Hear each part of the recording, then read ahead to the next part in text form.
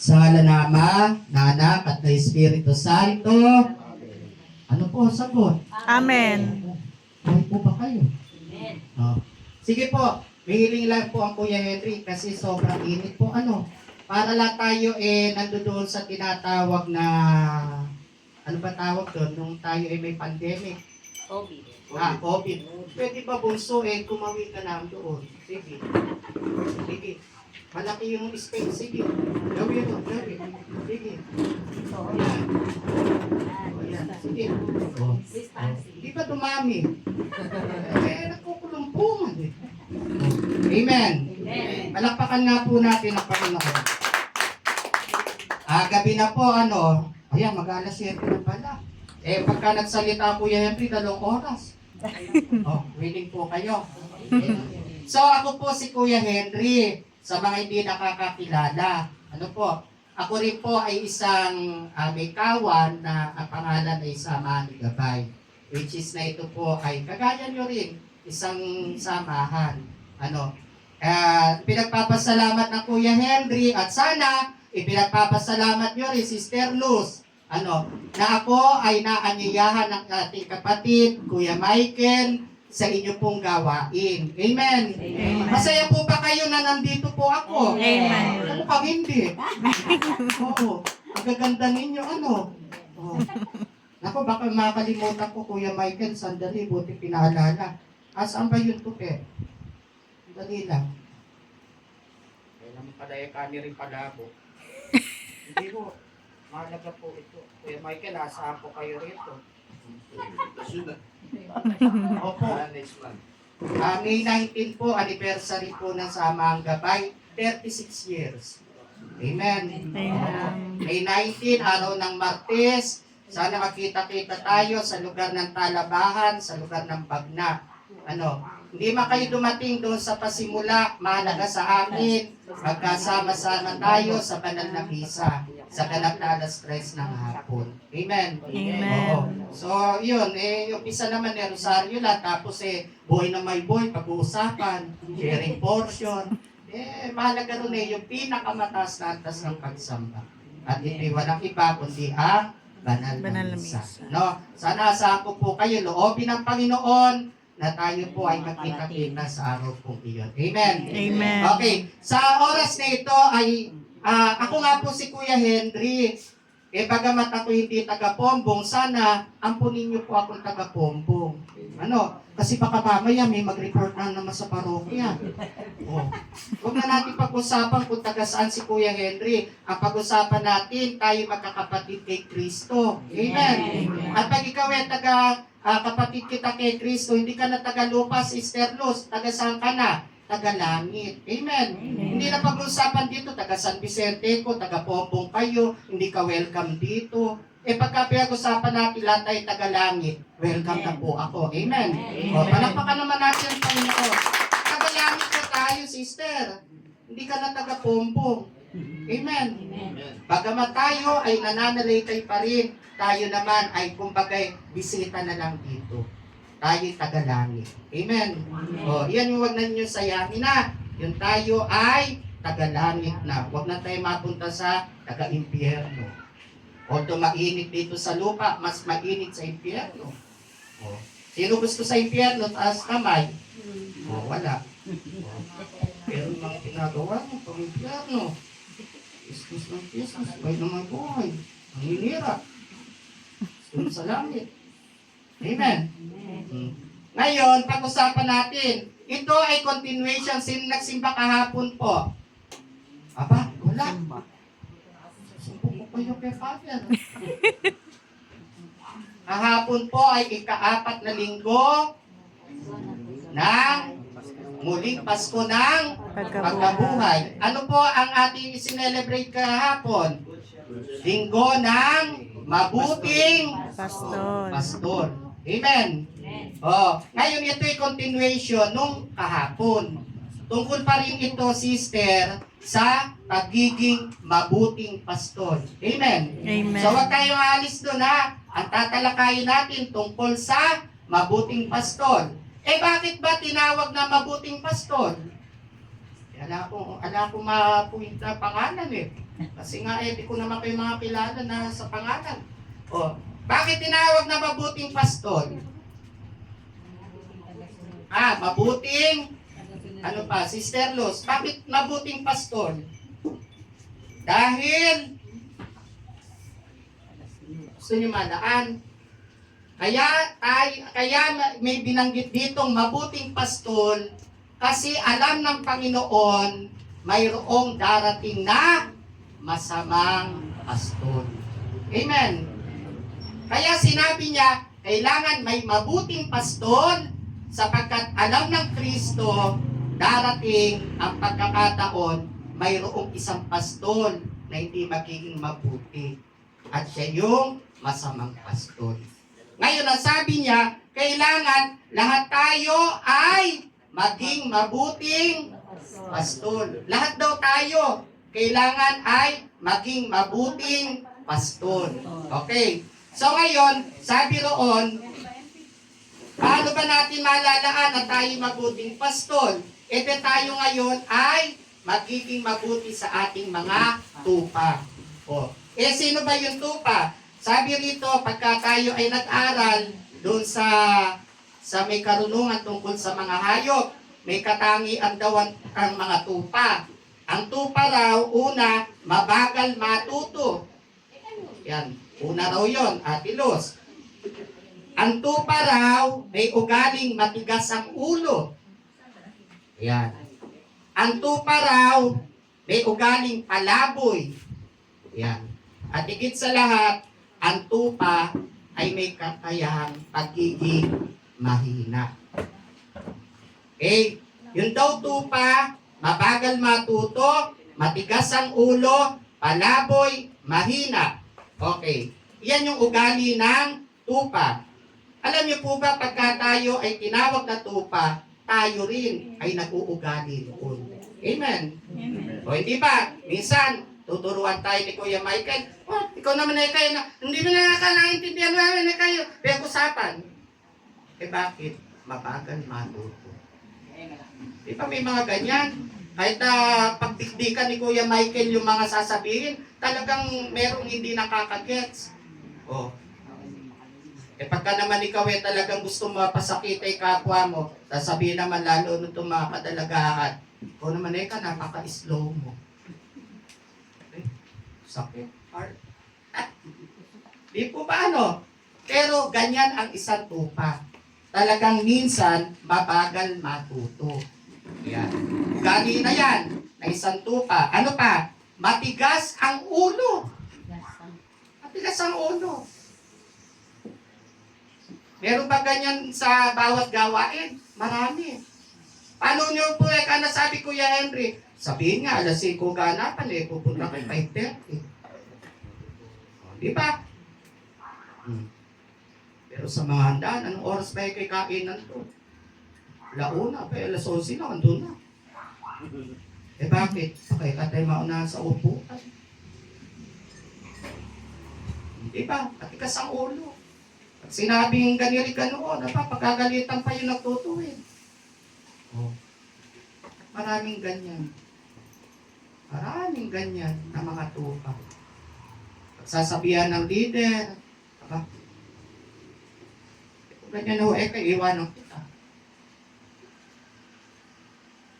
36 years na po ako. Napakarami ko ng kasaysayan na ganyan. Tinanay natin kung may pagpatuloy niya yung misyon ng gabay-gabay na yan. Kung tayo wala na sa kanya. Dumalis ka. Unang-una, ako nag-misyon na nag-iisa ako. Dalawa kami nung pinsan ko. Kung nasama ka lang, may pagmamalakihan mo ang gabay. Ipagpapatuloy ang gabay kahit wala ka. Bakit? Hindi naman kay Kuya Henry ang gawain sa Diyos. Ito man, huwag kayo magmalaki kay Kuya Michael. Bakit? Hindi kay Kuya Michael ang gawain ito. Ito'y ipinundar ng Espiritu Santo. Amen. Amen. At ginagaradya ko kayo, huwag sasama loob nyo. Kahit iwan nyo si Michael, pag hindi siya iniwan ng Espiritu Santo, tuloy ang gawain. Naka-video ba ako? Naka-live ba ako? Kay Michael, naka-live ba ako? And then, pupunto ko lang doon sa mga nagmamalaki. Uy, hindi kayo nagpapagalaw ng gawain. May espiritong tumawag na tinanguan lang ng Kuya Michael at Luz. Oh. Di po ba? Pakinggan ninyo yun. May espiritong tumawag, itayo mo ang samang sagrada, tumango siya. O ngayon, kailangan niya katuwan, adyan na nga kayo. Tapos bigla, lalaki ulo mo. Kalabanin mo yung leader. Naranasan ko yun eh. Bakit ko naranasan? Naranasan ng Kristo. Diba? Iniwan nga siya. Ano sabi ng Kristo? Kayo ba, iiwan niyo rin ako? Diba? Sabi ng Kristo, sabi ni Pedro, Panginoon, saan naman kami pupunta? Nasa sa inyo po ang salitang nagbibigay ng buhay. Amen. Amen. Kaya rito sa gawain, huwag tayo magmalaki. Bakit? May espiritu na gumagabay. At may espiritong nangunguna. Hindi tayo bilang tao. Tayo kasangkapan lang na tinawag ng espiritu sa gawain ito. Amen. Amen. Walang dapat magmalaki. Amen. O ano pa? Napiga sa ulo, palaboy. Palaboy. Aba, ano pa kami naging palaboy? Pero lang kayo kasiyahan. May pastor na kayo, meron na kayong sabsaban na kasama. Maakit lang kayo na ibang grupo. Ando naman kayo. Maraming ganyan. Mas maganda pala eka rito, mas star ako. Doon eka kay Michael, puro na lang eka si Luz eka ang nakikita. Dito pala eka sa samahan ito eh. Ako eka ang bida. Kaya iiwan ko na eka kayo. Palaboy. Kung saan ka gusto, doon ka. Kung saan ako may mapapala, doon ako. Ay, hindi. Hindi.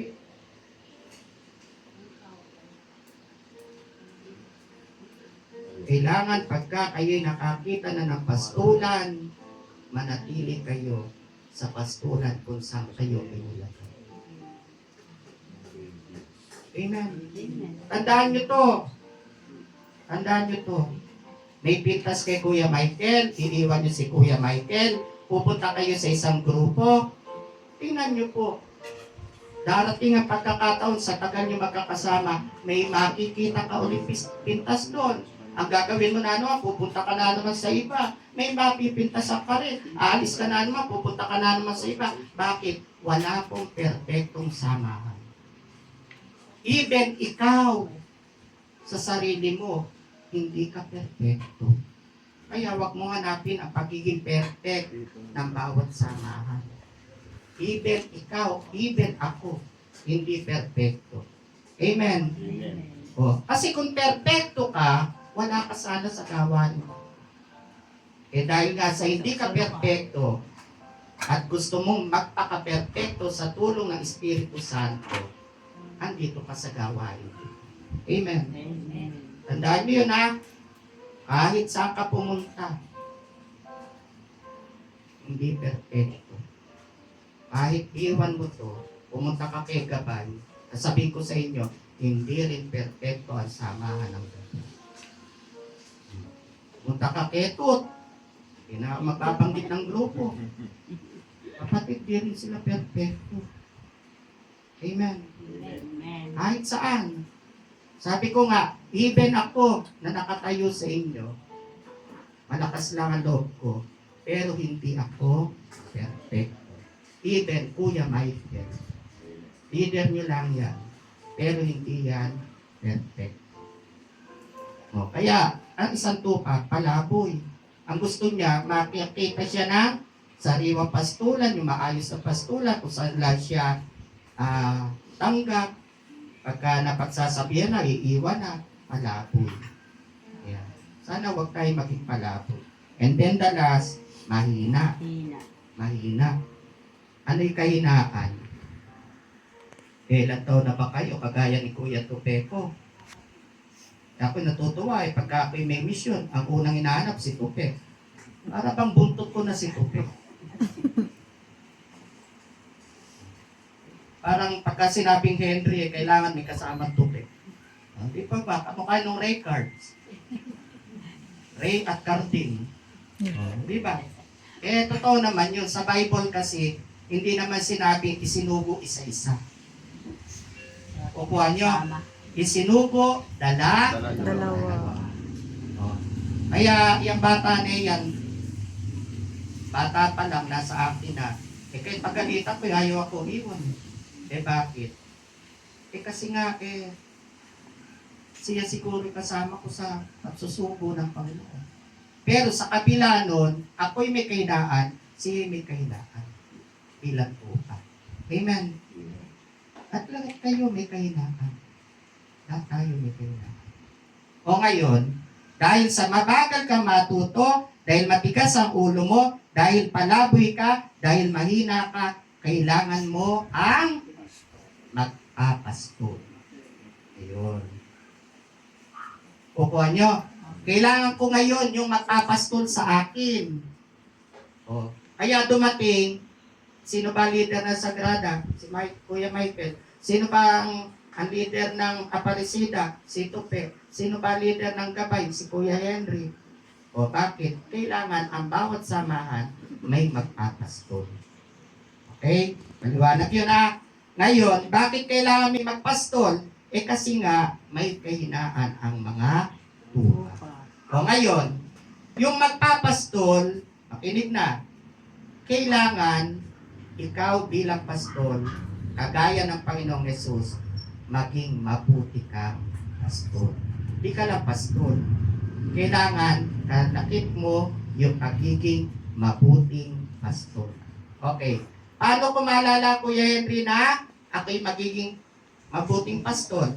Pakinggan nyo, may 3 katangian ang mabuting pastol. Number 1, yung tinatawag na gathered. Gathered. Ano ba yung gathered? Yung, ano tawag? Gathered. Yung pagbubuklod. Kukuha nyo. Ang isang tunay na pastol or mabuting pastol, hindi siya titingin lang sa isa. Pag mabuti kang pastol, titingnan mo yung buo mong awan. Wala kang pipiliin isa. Wala kang titingnan isa o dalawa. Kundi bagkus, titingnan mo ang kabuuan. Iyon ang mabuting pastol. At higit mong titingnan yung tupa mong napakahina. Iyon yung palalakasin mo sa kawan. Kaya mahalaga yung ganitong pagtitipon, gathering. Ito ang tawag nating gawain. Di po ba ano? Pero ang dahilan tayo nagkakaroon ng gawain, to gather. Tayo magtipon. O, ano ang kailangan makita sa pagtitipon? Unity. Ano po ba unity? Pagkakaisa. O ano pa? Communion. Ano yung communion?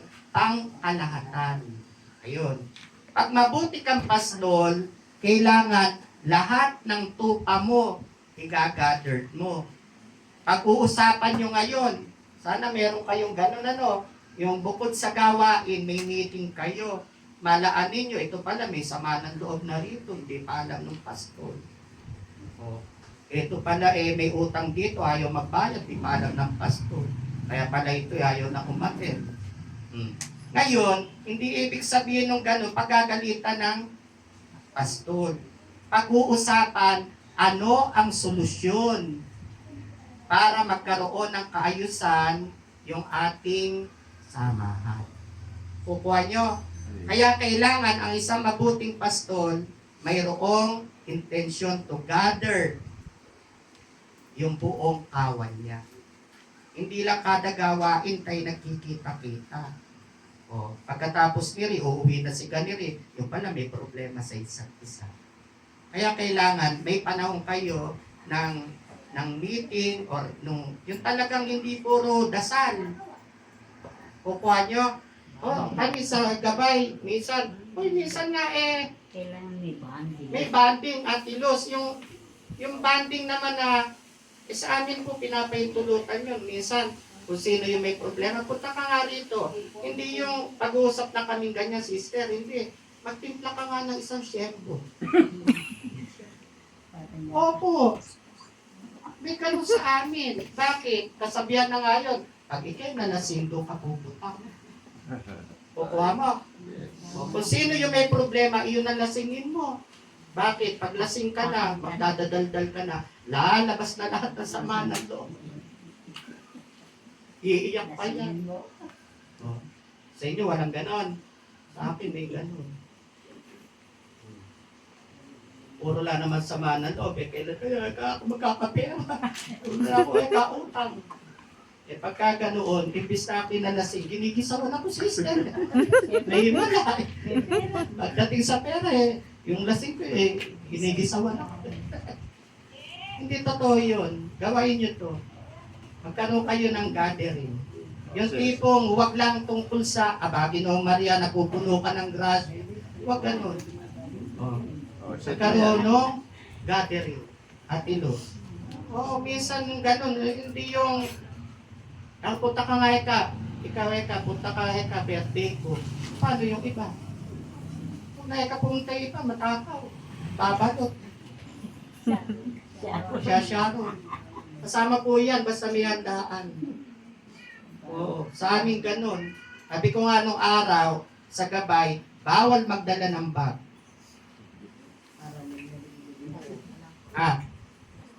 Oo, bawal magdala ng bag.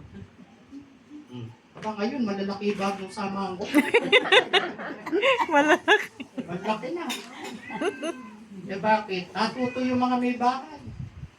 Hindi lang mo pala tiyan ang dala ng grupo. At yung pala ay miyembro ng pamilya. Sharon. Kaya po sa akin, once a month lang ang gawain. Bakit? Para kasi napaghahandaan.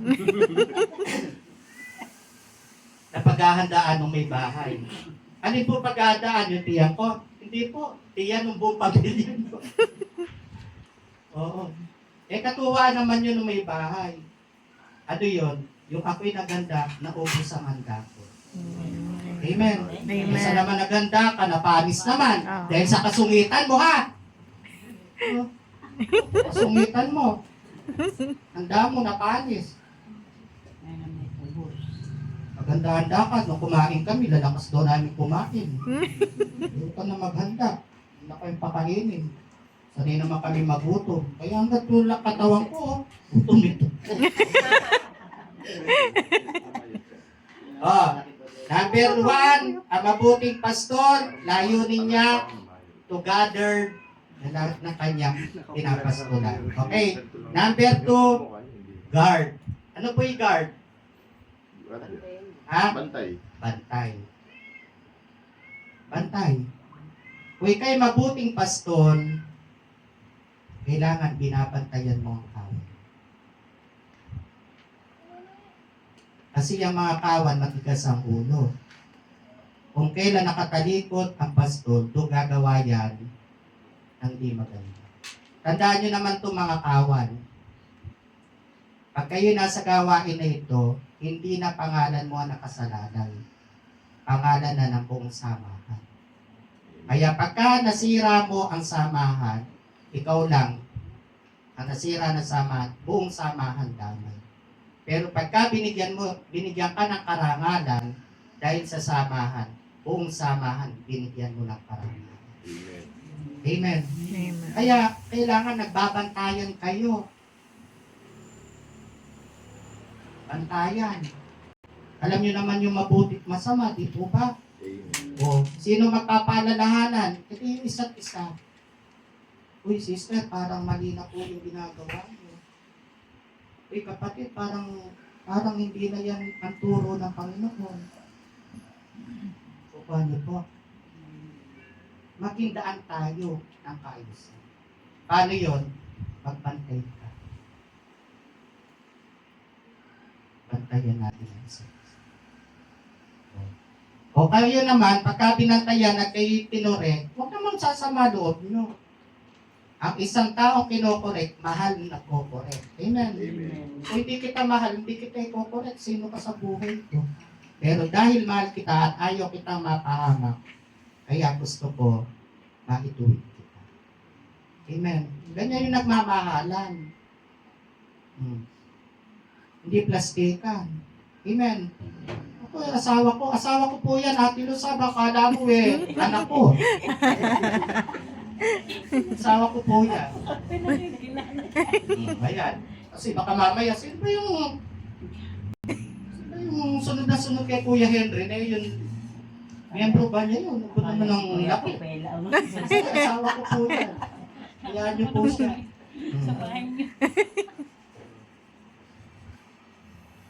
Pagka ako meron akong gusto ituwid sa kanya, ituwid ko. Bakit? Mahal ko siya. Amen. Amen. At siya man, kung ako ay may magkakamali, sabihin niya sa akin para maituwid ko. Amen. Bakit? Sabi nga ng Bible, kayo bilang mag-asawa ay hindi na dalawa, Iisa. kundi kayo ay Iisa. ganun din kayo. Pag kayo magkakasama, hindi ka na ikaw lang, ay hindi na kayo marami. Kayo ay isa lang sa samahan Sagrada Pamilya. Isa. Isa tiyan, isa puso, isa is. Kaya magbantayan kayo. Amen. Amen. Yan ang mabuting pastor. Willing magbantay. Okay? And then the last G, ano yun? To give. Ano po yung give? Magbigay. At bibigay. O. Inilalaan at binibigay maging ang kanyang buong buhay. Kaya nyo ba to? Buong buhay. Yun yung mabuting pastor. Buong buhay, sister. Diba? Buhay ang pinag-uusapan dito, Ate Luz. Oras lang, hindi nga maibigay . Sa kolekta nga, kung alin ba yun ang bibigay, buhay pa. Pero kung mabuting pastor, willing kang pati buhay mo, iyalin. Amen. Amen. So, mayroon po akong kwento, dito ko natatapusin. May isang okasyon. Kinig na, nakakaantok ba? Nanto kayo. May isang okasyon, nag-usap si manok, nag-usap si baka, at nag-usap si baboy. So, nag-usap-usap. Kailangan, bawat pupunta, may alay. May alay. Kinausap ngayon itong si manok. Ikaw kaano dadalhin mo sa okasyong iyo? Sabi ni manok, ipunin ko mga itlog ko. At iyon ang dadalhin kong alay. Sumunod naman si baka. Tinanong naman din. Ikaw ka baka, ano naman ang willing mong ialay? Aba, lagi kong ipunin ng mga gatas ko. Wala. Yun ay kaya-alay ko. Tiningnan ni baka, tiningnan ni manok si baboy. O ikaw naman ay kababoy, ano naman ang kaya mong ialay? Sabi ng baboy, handa kong ialay ang buong ako. Kainin na nila ang baboy, ang ulo ko, kainin na nila ang pata ko, crispy pata, kunin na nila ang balat ko, willing kong ialay. Kapatid, ang mabuting pastor, willing ialay, maging ang buhay mo. Huwag ka lang maging manok, huwag ka lang maging baka, maging baboy ka, pagdating sa gawain ng Panginoon. At tandaan nyo, pag inalay nyo ng buong buo ang buhay mo, ang Diyos ang nagsabi sa banal na kasulatan na lagi ko pinupunto sa samaang gabay. Siya nagsabi, sino mang nag-alay ng kanyang buhay para sa akin, sabi ron, hindi ko kayo iiwan, hindi ko kayo papatuyan. Amen. Galay nyo ng buo. Huwag ka nakakila.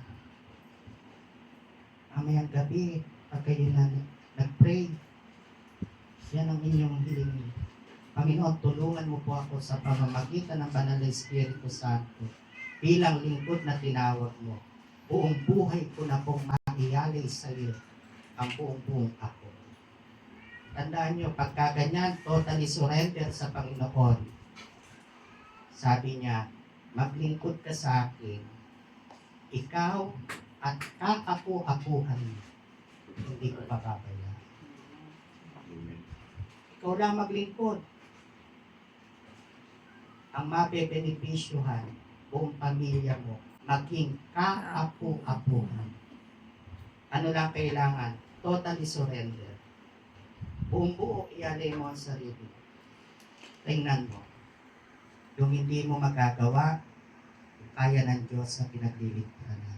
Amen. Amen. Ano lang kailangan? Ikaw muna ang mauna. Surrender mo ang buhay mo sa Panginoon. At pagkatapos niyan, ano ang sabi ng Mateo chapter 6 verse 33? Seek ye first the kingdom of God and His righteousness. Ano ang kasunod? And all these things shall be added unto unto you. you. Idadagdag na lang niya ang lahat ng mga pangangailangan mo sa buhay. Ano lang? Una, unahin mo maialay ng buong buo ang buhay. Amen. Amen. So, hari nawa, hindi ka na maging mabuting tupa, kundi maging mabuti ka rin, pastor. Sa bawat kawan, lalo ng samahan ng Sagrada Pamilya. Amen. Amen. Yan na lang po. Sana may naintindihan, natutuhan, isagawa, isabuhay. No, pag manatili sa tenga, kailangan mailagay sa puso at isipan. Okay? Sa ala naman, na anak ng Espiritu Santo. Amen. Magandang gabi po sa inyo.